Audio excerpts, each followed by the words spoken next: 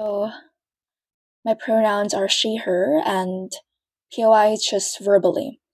My speech will start now. All teams' goal is to do one thing: provide those environmental refugees a chance and make sure that countries take accountable for their actions, right? So, a couple of things that our side wanted to make clear.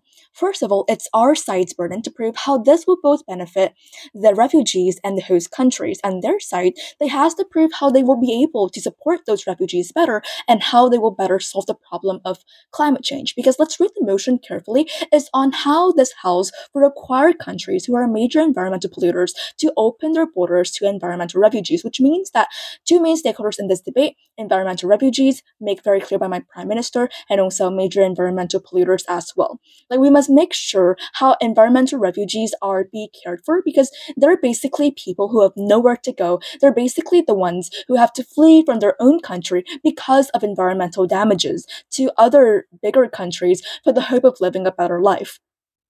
And for those major environmental polluters, I'll make clear on that for the rebuttal. So coming straight to the rebuttals is on how they basically have a wrong understanding of the motion altogether, and they have a wrong understanding of major environmental polluters. Because okay, it's undeniable that every countries pollute the environment, but major environmental polluters are mostly countries like EU, the USA, or China, because like the top 37 major polluters are mostly all developed countries from the China, from United States, and from like other countries in the EU. And those countries, they emit gases and develop strongly on infrastructure, on like other things, which lead to immense climate change and global warming. And OO seems to think that those developed countries never even pollute the environment, which is why we have this motion in the first place, which is why in our PM we mentioned that why those developed countries, they should take accountable for their actions, and why they should be charitable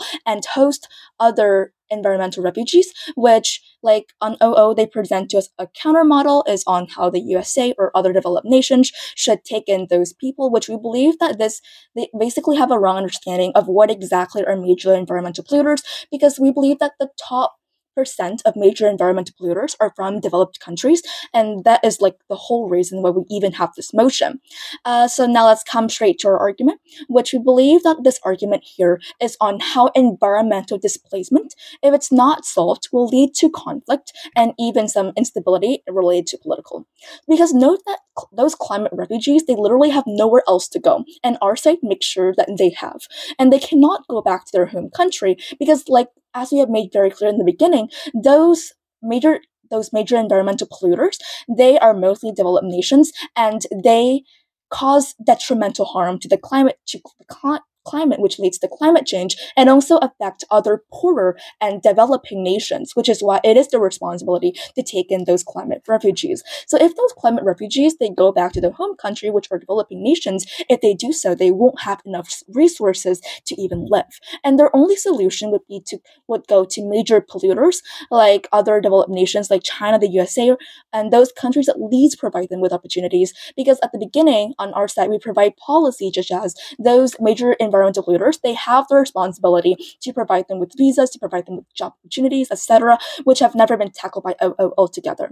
With that legal migration pathways, like environmental displacement, are forced into dangerous and illegal migration routes. Before I move on, I'll take that quickly. I'll take that POI.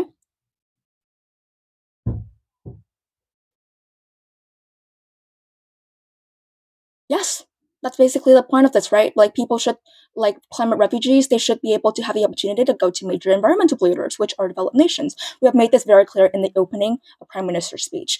So, okay, let's moving on to our argument. Without legal migration pathways, it will lead to like human trafficking and overburdens and even refugee camps, and even increases the geopolitical tensions.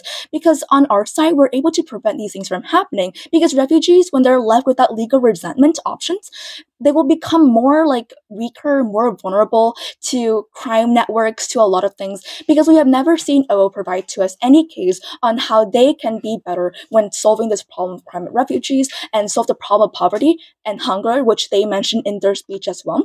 The way here is that we believe if major polluters, they understand and they acknowledge that they must accept climate refugees, they will take more incentives to solve the problem because the COP, the Paris Agreement, is mostly based on voluntary commitments, which means that those countries must take initiatives and voluntarily take actions. In the long run, more actions will be taken from them, and in the long run, if those major polluters, they take those in refugees, it will both save lives and save their own country.